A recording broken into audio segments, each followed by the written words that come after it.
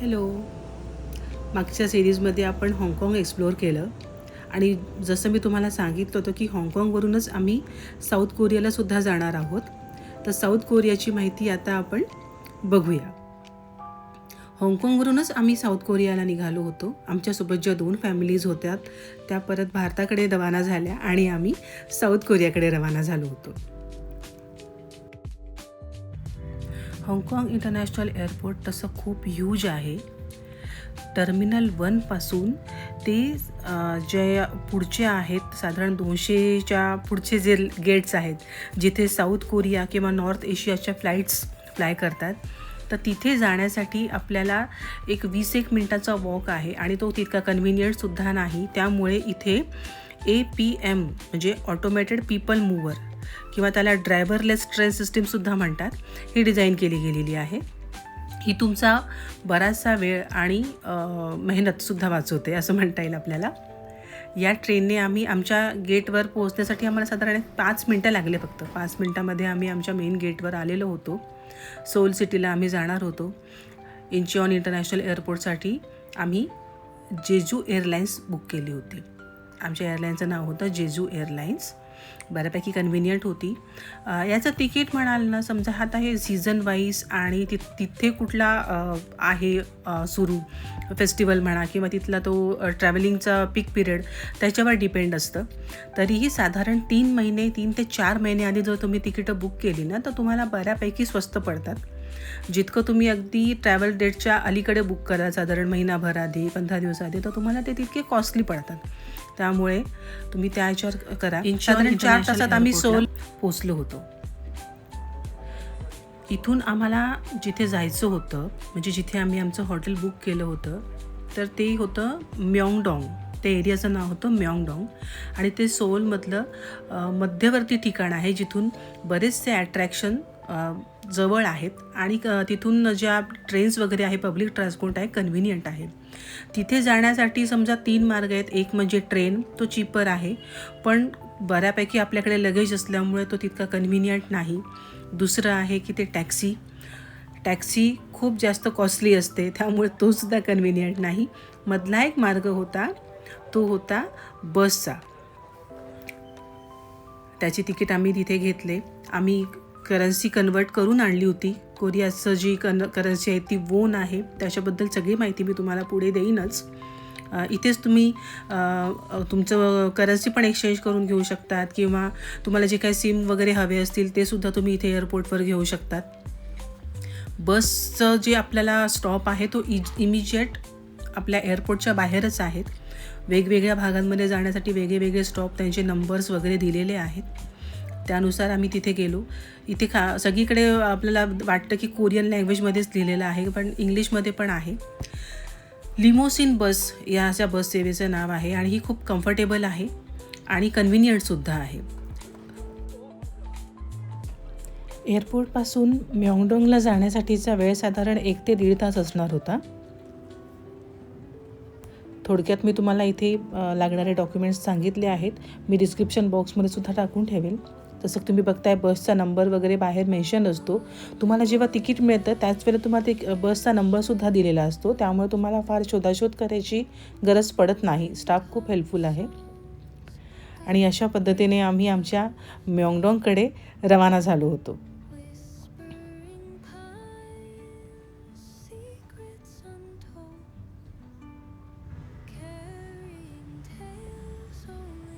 खूप कम्फर्टेबल बस होती ही.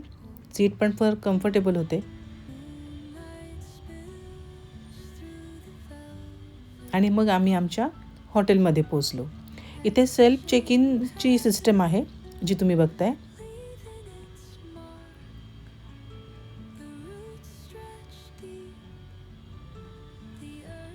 आणि इमिजिएट आपल्याला की प्रिंट करून मिळते.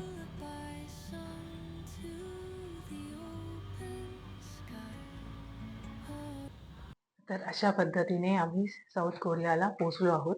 आमच्या हॉटेलवर आलो आहोत आणि आता आम्ही निघालोय पोटपूजा करायला.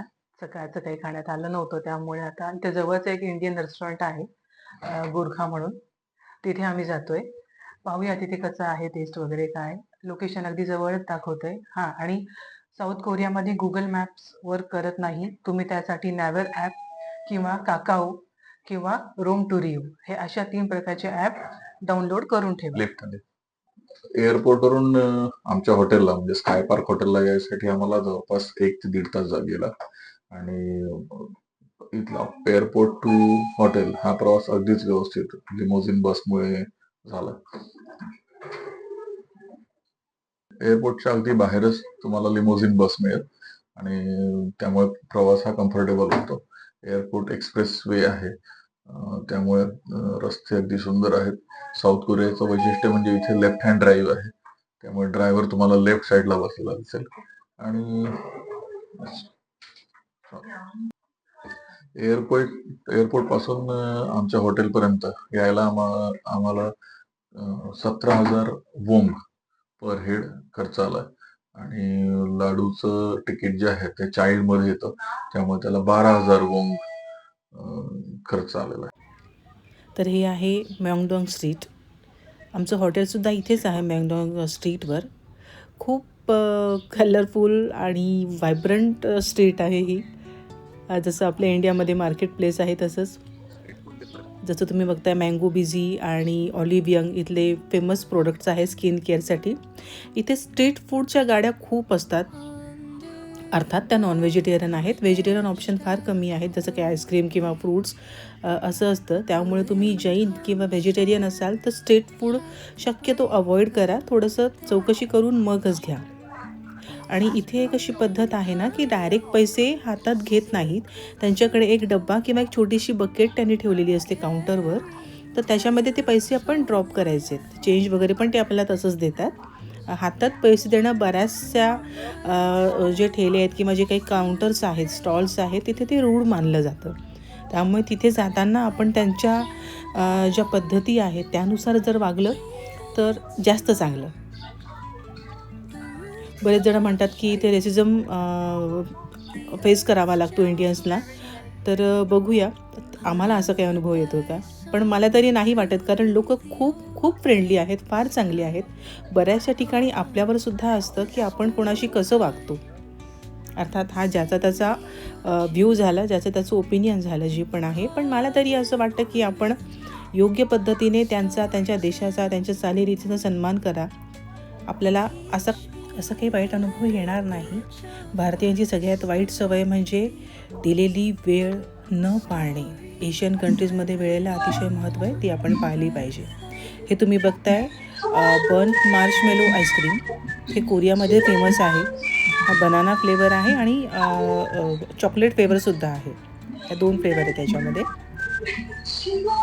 फार एक वेगळी आणि युनिक टेस्ट आम्हाला इथे चाखायला मिळाली.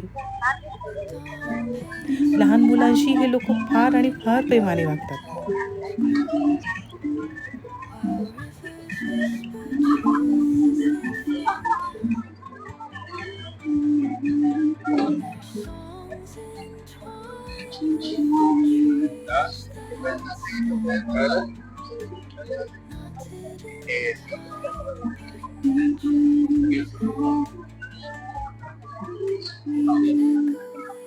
बनाना आईस्क्रीमला घेतलं त्यांनी, बरोबर बनाना लावलेला आहे. आणि लाडू जे खातोय ते कसं आहे रे बाळा, कसं आहे? छान आहे. ओके. राजेश तुमचं कसं आहे? मस्त, एकदम मस्त, छान. छान आहे. काय एक्झॅक्टली? मार्शमेलो आहे, आतमध्ये फ्राय केलेला आहे, आतमध्ये आईस्क्रीम आहे आणि वेगवेगळे फ्लेवर आहे, बनाना, व्हॅनिला, स्ट्रॉबेरी, मस्त आहे. प्ले ग्राउंड, फॅब्रिकचं शॉप. खूप सुंदर क्वालिटी दिसते कपड्यांची. 23,900 ते 15,900. मास्क स्टोरी म्हणून कॉस्मेटिक्स रिलेटेड शॉप आहे.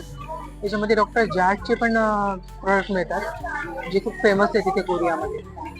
जसं आपल्याकडे डॉक्टर जैनचे प्रोडक्ट फेमस आहेत, तसे यांच्याकडे डॉक्टर जाटचे फेमस आहेत. सगळे मास्क आहेत, hand mask, food cleaning mask.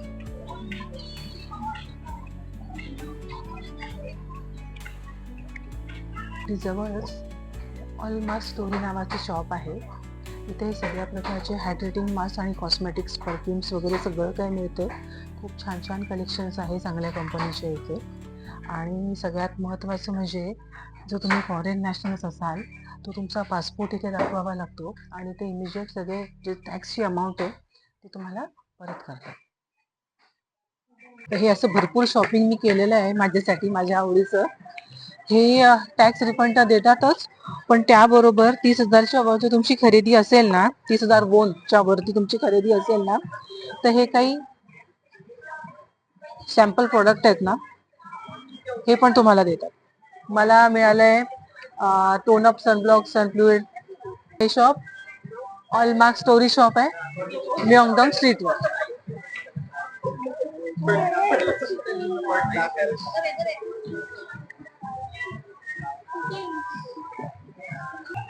तिथलं एक वैशिष्ट्य बघितलं, काळजी किती घेतली जाते आपल्या प्रोडक्टची.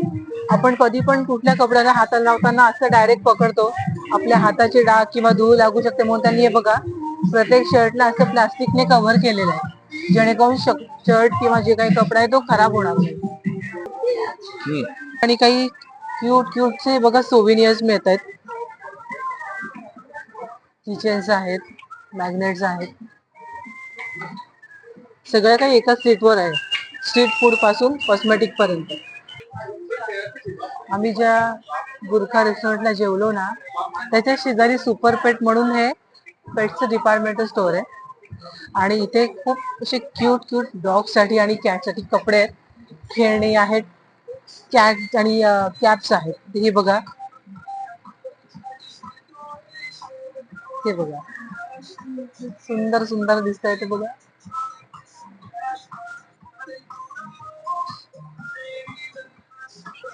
आणि ह्या सगळ्या डॉग आणि कॅटच्या कॅप्स आहेत.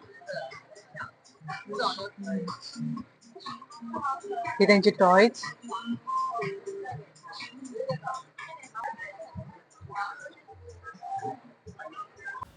थोडक्यात तुम्हाला आमचा रूमचा टूर देते. रूम तशी ठीकठाक होती, पण बेड अतिशय कॉम्पॅक्ट आहेत. म्हणजे जस्ट फॉर कपल ठीक आहे. जर सोबत मूल असेल तर मला फार जड गेलं, माझ्यासोबत लाडू असायचा त्यामुळे बऱ्याचदा तो खाली पडायचा. तुम्हाला इथे एअरबीएनबीसुद्धा मिळतील तुम्ही जर बघितलं तर. हॉटेल्स वगैरे सगळे चांगले रिव्ह्यू बघूनच घ्या. सो आज इतकंच. Thank you so much.